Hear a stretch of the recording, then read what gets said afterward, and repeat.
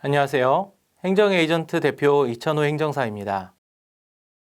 음주운전으로 인한 인명피해를 낸 운전자에 대해서 처벌 수위를 높이고 음주운전 기준을 강화하는 내용 등을 담은 특정범죄 가중처벌 등에 관한 법률, 특가법 개정안, 그리고 도로교통법 개정안이 국회 본회의를 통과했습니다.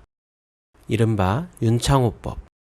윤창호법이란 음주운전에 대한 처벌 강화를 위한 개정안을 말하는데요. 오늘은 이 윤창호법의 주요 내용, 그리고 음주운전 벌금 처벌 기준까지 알아보도록 하겠습니다. 윤창호법 시행 배경. 먼저 윤창호법 시행 배경에 대해 알아보겠습니다. 윤창호법은 음주운전 사고로 숨진 윤창호 씨 사망 사건을 계기로 마련된 법안인데요. 2018년 9월 25일 새벽 발생한 음주운전 사고로부터 시작되었습니다.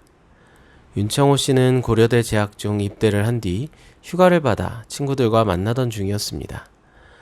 부산 해운대에서 인도를 걸어가던 윤창호 씨와 그의 친구들이 만취 운전자가 운전하던 차에 치여 뇌사 상태에 이르게 되었고 끝내 세상을 떠나고 말았습니다. 이후 고인의 친구들은 청와대에 청원글을 올렸고 온라인 게시판에 호소글을 올리며 이 사건이 세상에 알려지기 시작했는데요. 길을 가던 윤창호와 친구가 음주운전 차량에 치였으며 그나마 친구가 기어가서 휴대폰으로 신고를 했다는 내용, 그리고 당시 운전자는 혈중 알코올 농도 0.134%로 운전면허 취소 수준이었다는 것이었죠. 온라인 커뮤니티와 청와대 청원 게시판의 글을 본 국민들은 분노하지 않을 수 없었고 적극적으로 청원에 동참하기 시작했습니다. 언론들도 윤창호 씨의 음주운전 교통사고를 집중 조명하면서 윤창호법을 거론하기 시작한 것입니다.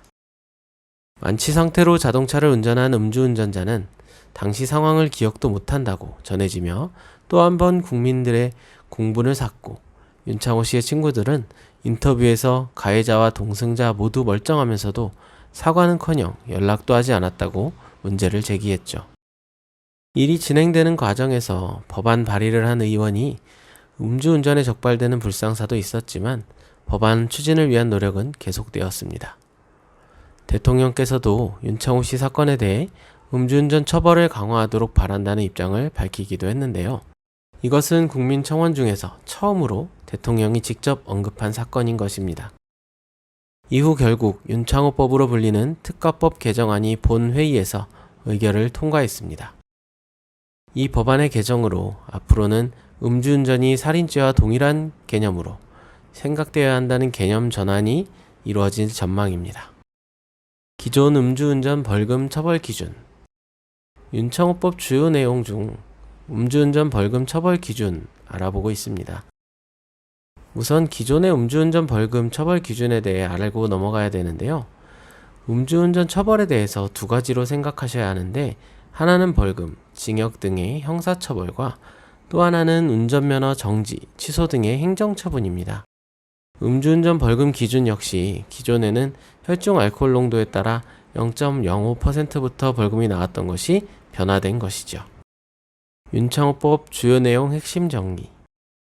변경된 음주운전 벌금 처벌 기준을 알아보면서 윤창호법 주요 내용을 정리해 보도록 하겠습니다.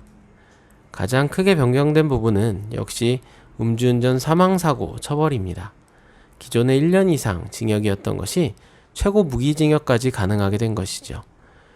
음주운전 삼진아웃에 대해서도 변경된 부분이 있고 음주운전 처벌 역시 강화되었습니다. 행정처분에 있어서도 혈중 알코올 농도가 0.05%부터 시작되었던 것이 0.03%부터 운전면허 정지 기준이 들어가는 것으로 바뀌었습니다.